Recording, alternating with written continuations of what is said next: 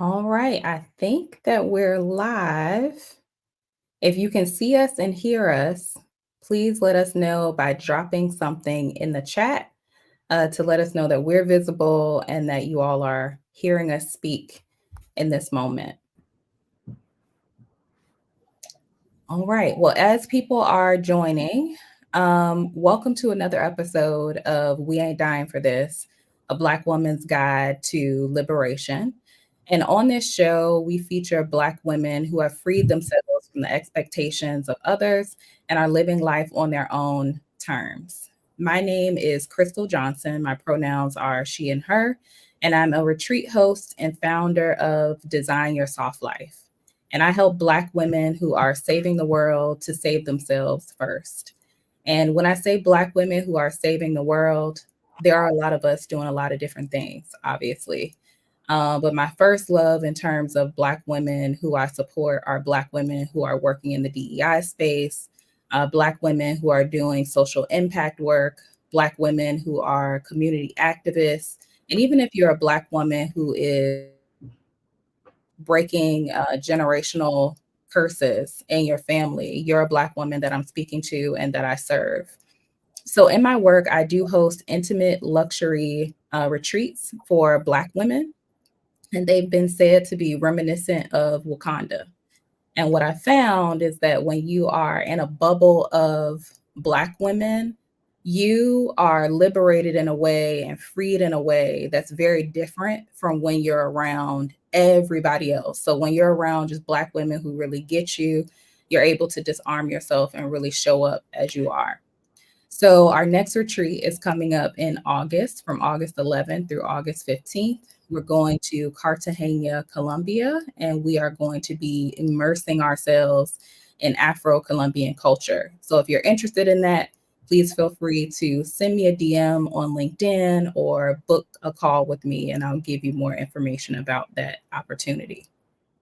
So, in terms of this live, I launched it because I feel like there's a lot of conversation going on right now about liberation. And sometimes that conversation is very binary. It's either this or it's that. So, I created this show to really help people to understand that liberation looks different for everyone. And this week, we're talking about generational wealth as liberation. So, if you haven't already, before I get into introducing our featured speaker today, please show us some love by reacting to the live, dropping in the chat where you're watching from, and sharing with another Black woman that you think might benefit from this conversation. All right, so let's go ahead and jump in. See some comments in the chat. Okay, people can see us. Amazing. Great. Thank you. All right. So today we are talking to Samitria Copeland about generational wealth. And that's wealth, WELLTH, as liberation. So welcome to the show, Samitria. Thank you. Thank you for having me. Of course. Thank you for agreeing to be here. Uh, so, for everyone who hasn't met Samitria yet, or you're not following her on LinkedIn, please give her a follow on LinkedIn or on Instagram, Facebook, wherever it is that you're watching. Samitria is the founder of She's a Creator, a health and wellness business based in the growing and vibrant city of Charlotte, North Carolina. She dedicates herself to helping busy women of faith build generational wealth by fostering a more balanced and holistic life. Rooted in her faith, Samitria incorporates spirituality and faith based strategies into her coaching practice, believing that true well being involves nurturing the soul alongside nourishing the body. Her commitment is to empower women globally, advocating for holistic living and fostering a stronger self connection. So I'm excited to get into this conversation. And my first question for you, which is probably a question that everyone is probably wondering, is what is generational wealth, and how does it transform the lives of the women that you serve? Yes. So, generational wealth, when I thought about it, people always think about the money, right? They're always concerned about assets. And I'm like, I started noticing over the pandemic that nobody was really caring about their health and wellness until the pandemic. And so, as we looked at the different things and the different statistics about how healthier people were thriving through the pandemic a lot better, I was like, man, like, as far as our health and our wellness, like, we should be in a better space.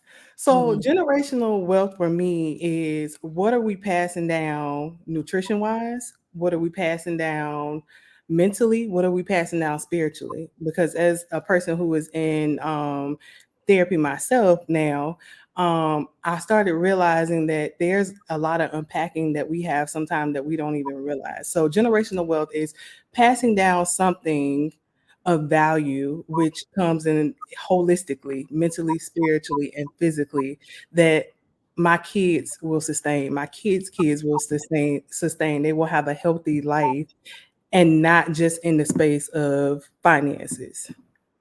Yeah. Also, each one teach one. Um, Yes. I mean, if you free one person, like you can free so many other people. So Absolutely. I really love this. Can you talk a little bit about, because I know we could probably talk about all the facets of generational wealth for hours. We don't Yes. got a lot of time. We got 30 minutes. So what I want to hone in on specifically today is around the nutrition piece. And I personally grew up in the South, and I think you also grew up in the I South. did. Um, and one of the things I know for certain is that my mama never looked at a label. She had the recipes in her head, and she just was cooking to taste. And Yes. she was an amazing cook. She put her soul and her foot into everything that she cooked. So can you tell us a little bit more about growing up in the South and the role that nutrition plays in building generational wealth for your clients? Let's dive into the nutrition piece. Absolutely. And first of all, I could definitely resonate because my mom doesn't have a recipe written out anywhere. Neither did my grandmother. I still Mhm. today, even in my healthy space, cook to taste. I eyeball measure. But yeah, so thinking about my childhood, um, like you said, we didn't look at any labels. We pretty much ate what we want. The only time I think it was like really a no was like, hey, you're getting ready to eat dinner, Mhm. or it's time getting close to time for bed, so no, you can't have junk food then. But any other space, it's go for it. There are a lot of family gatherings, there's holidays, grandma's always cooking cakes. My grandmother was a baker. So, we ate what we wanted. We ate for comfort, we ate for love.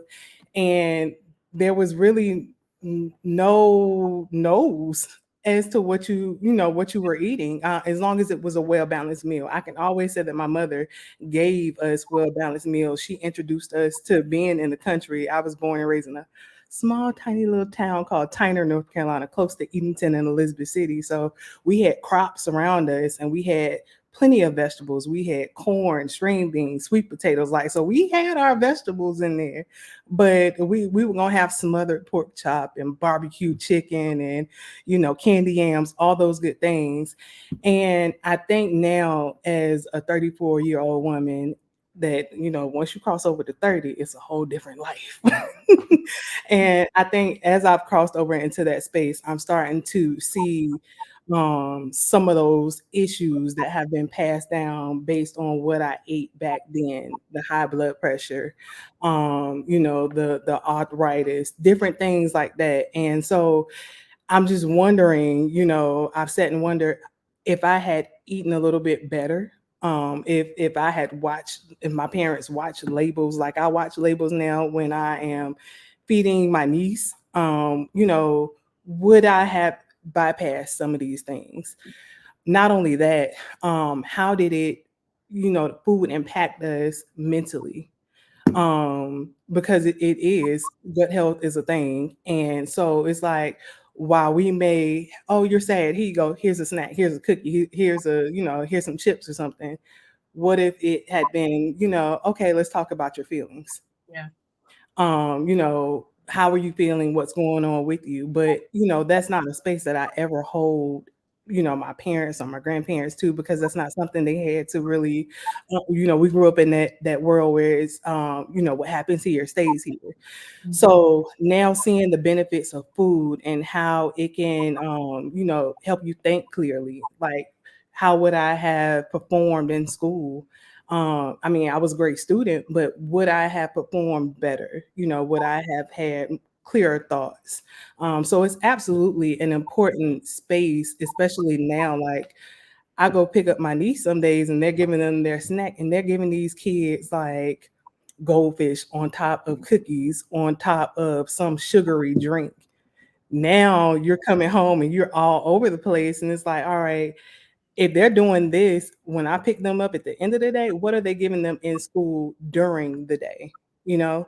So those are just some things that I've noticed compared to my childhood. Yeah, that it's interesting that you talk about how food can impact our mood. It impacts the ways that we interact, like our ability to think clearly. And that's something that we generally never heard growing up. What we would hear is that the things that impact your mood and impact the way that you interact with others, drugs, alcohol, like those are the two things. And Right. we don't even realize, and some people still don't realize that the food that you put into your body is really impacting the way that you show up every day. Sugar And the is the worst drug.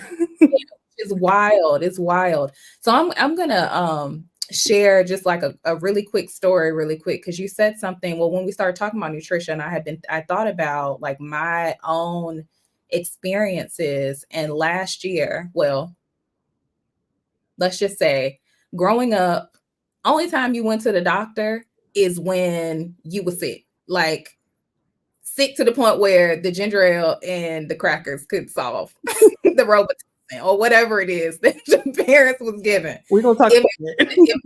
that wouldn't solve it and laying down and taking a nap wasn't going to solve it, then that's the only time you really ever went to the doctor. I personally and my parents did not have insurance for me. And like you said, I don't blame them for that. Like they had what they had available, the resources they had available to them. They did what they could do. Right. But recently, probably about a little over a year ago, I went in for a checkup and I had been eating ice a lot.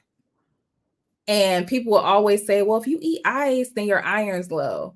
And I was like, okay, well, I guess I got low iron, but I didn't really think about how is that really going to impact me in the long run. And Mhm. what I learned is that you can literally die from having low iron. And I had no idea. And mine was very low, like single digit hemoglobin, very low. And Yes. what I also learned about was vitamin D and how vitamin D deficiency, which is something that a lot of Black women have, in Yeah. addition to low iron, really shows up and manifests as depression. Like you're tired all the time, you're sleepy, you don't want Mhm. to be, you don't want to interact with others, you don't, maybe you don't want to leave the house, you don't want to get dressed.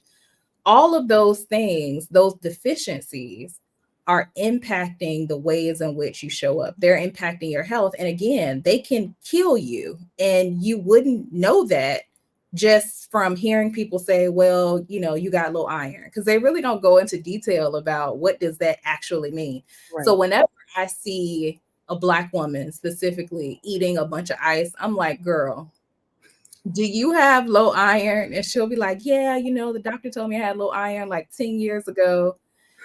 And I'm like, girl, you need to take some iron. So, I mean, I personally take Black girl vitamins. They have been very helpful to me.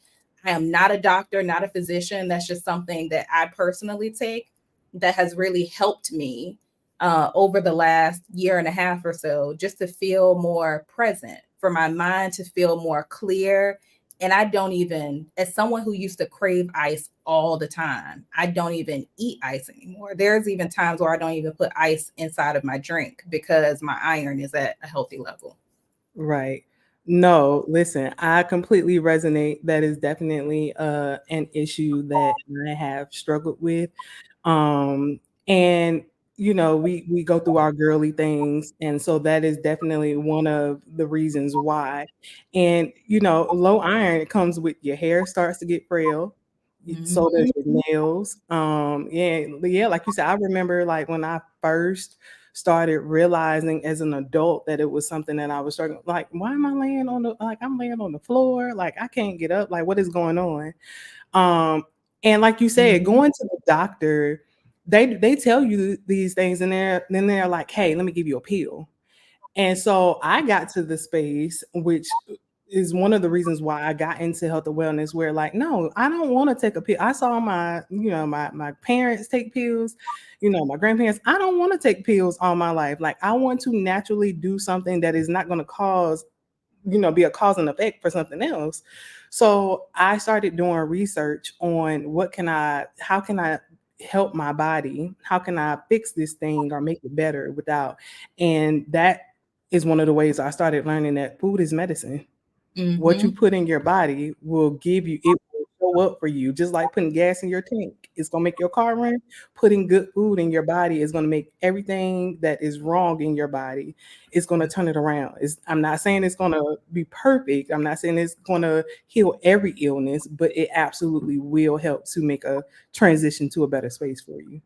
Yeah, totally. And you mentioned something else. I want to say that your nails, like when your iron is low, like my nails used to peel back at the Mhm. ankle. I used to have so many hangnails because my iron was so low. And now, as you can see, I don't have that peeling back anymore. It healed very well after making sure that my iron was at a healthy level. So that's just another thing, folks. If you're listening, and that's another way that it manifests, that you might know that you may have low iron, if you and you may want to go speak to your doctor. Okay. Right. Oh, go ahead. Oh, I was gonna say one more thing. So even, like when it comes to some of the issues that we have, going on with our body, like even when we were younger, you were talking about the deficiencies and everything.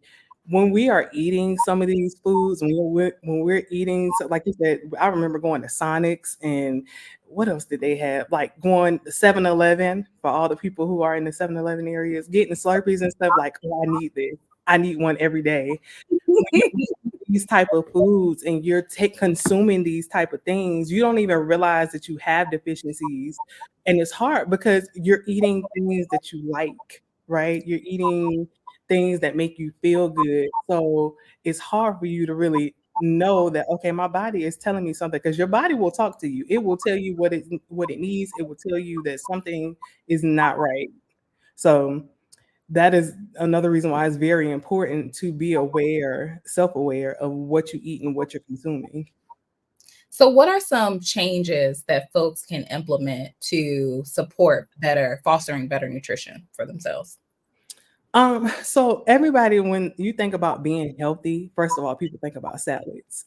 Salads are are not just the one Definitely, healthy thing. you're a rabbit. If you're healthy, you gotta be a rabbit. Come on. That does not make you healthy because you ate a salad. Because I've went to several places and seen people get salads, and they put so many items on the salad that it's not even a salad anymore. So one thing I like to say is you don't have to take out, you don't have to get rid of everything that you're currently eating, right? Because people like to think, oh, if I take this away, I'll lose weight. If I take this away, I'll feel better. Sometimes it's just if you change it up. So, for instance, burgers, right? If you like a burger is your favorite thing. There are so many ways to do a burger. There are impossible burgers. There are plant-based burgers. So you have impossible burgers, beyond burgers, you have black bean burgers, lentil burgers. Like you have burgers that you can make out of so many other things aside from, just a regular meat. Or you have turkey. Just maybe not taking in those very fatty meats. Like maybe you don't do beef, or maybe you do a more lean meat like bison. Trying out different things and just seeing what your palate likes and how your body responds to it. Or maybe if you get your burger, maybe you don't fill it up with a million things. Maybe you throw your veggies on your burger, put some lettuce and tomato up there. So it's about how you dress it up. It's about how you how you make it look, how you make it taste. Sometimes we don't need all those condiments. You don't need all the condiments on the on the condiment aisle on that burger. So sometimes it's just about changing items out. I'm a big label reader. I'm a big ingredient reader. When I go to restaurants can absolutely change anything you need them to change. They like to act like they can't, but they can. I've worked in a restaurant. So you might say, all right, I want this again, this burger, but I want it this way with this item. They can do that. Or for all my Starbucks lovers, I know we got some in this chat. I know we do. I'm not a big Starbucks fan, but when I do have Starbucks, I absolutely can have it. I'm lactose intolerant. I right now I am fully plant-based, but I usually do a 80-20 plant-based. And so when I go to Starbucks, I'm looking for, all right, this is what I want, but I need you to change it over to plant-based milk. I need you to take a few of those pumps of syrup out because I don't need all of that. Or maybe I don't use sugar and maybe I use stevia or agave or honey or something like that. So it's just using a better ingredient. Not saying you can't have it. I'm just saying switch it up a little bit. Yeah, definitely. And I think when we talk about just going all in and just saying, well, you can't have this and you can't have that, we lose the ability to be more consistent. So what role does consistency play in even making sure that we're supporting better nutrition? Consistency definitely plays a big role, and I am a testament of that. So a lot of people like to do like crash diets. They like to change things. Well, I'm just gonna take this sugar out for a month and see what it does.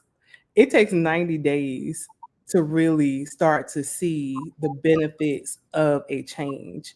And that's no matter how you're doing it. That's whether it's nutrition or whether it's, working out or you're trying to create a new habit.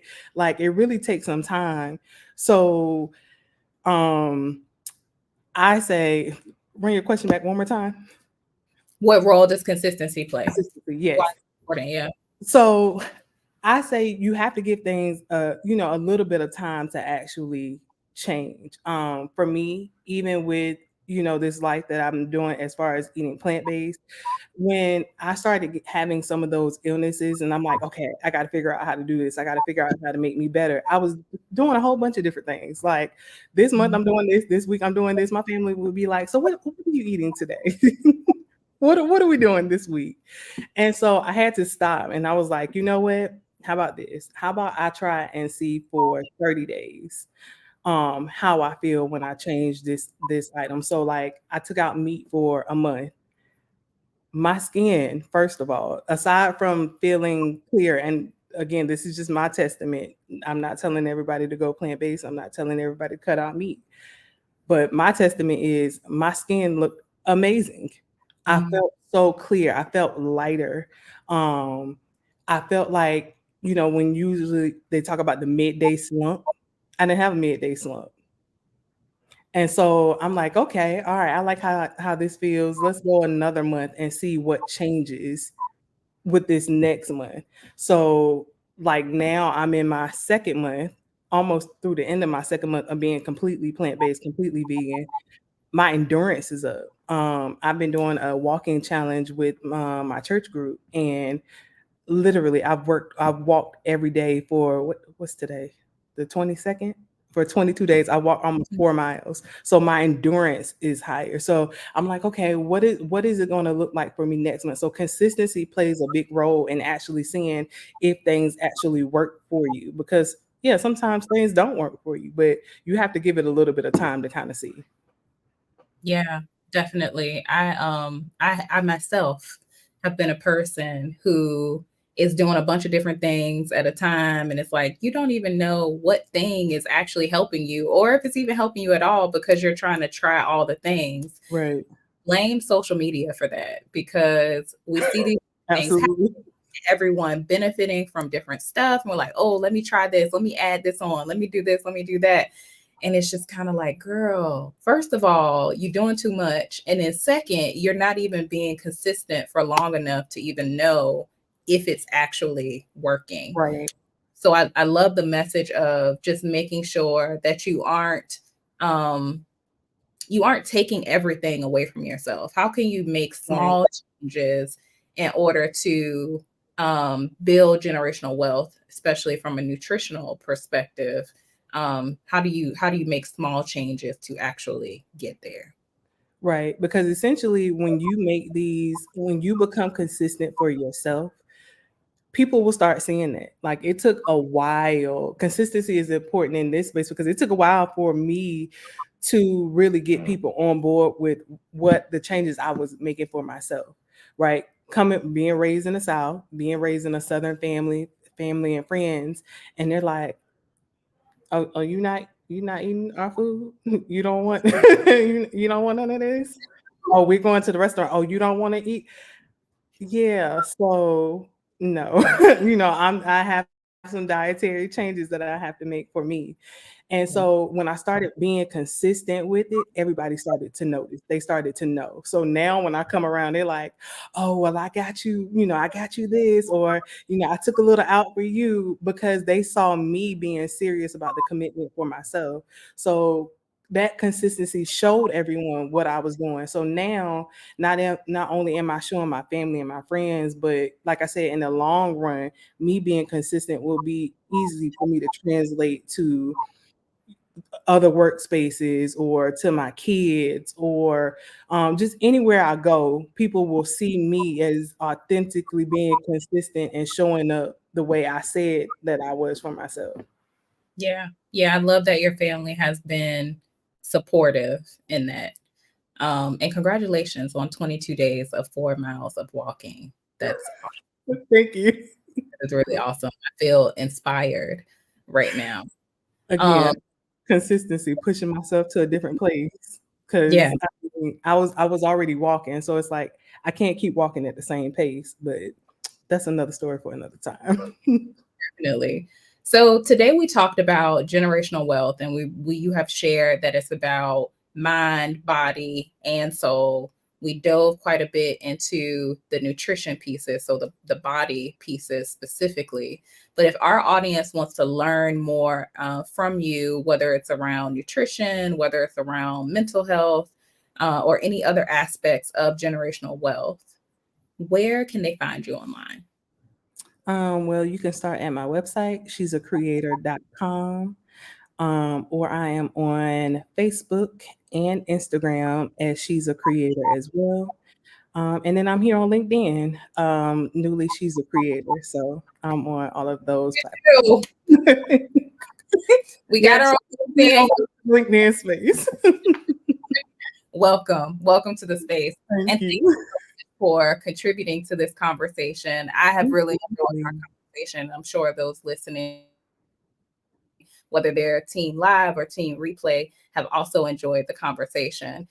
So I'm excited to return next week, next Thursday, same time, same place, where we're going to be talking to Draysher Whitfield. She is the marriage realtor, and Samitria knows Draysher because they're friends, kind of like besties. And Draysher is actually my long lost, newly found cousin. So she has a lot to share, and we're going to be talking about self love as liberation. And Mm. what you'll notice about a lot of these episodes is that we go back. Like we try to see like where did all these things start like in childhood, where did we pick up these habits or these beliefs, to try to talk through how folks have liberated themselves from those spaces based on what they've learned or experienced growing up as kids. But so excited to have that conversation. So grateful to have had you on the show tonight, Samitria, and so grateful Thank that, you so much. of course, everyone who is listening live and who's going to listen on the replay. We'll see you again next week. Bye, everybody.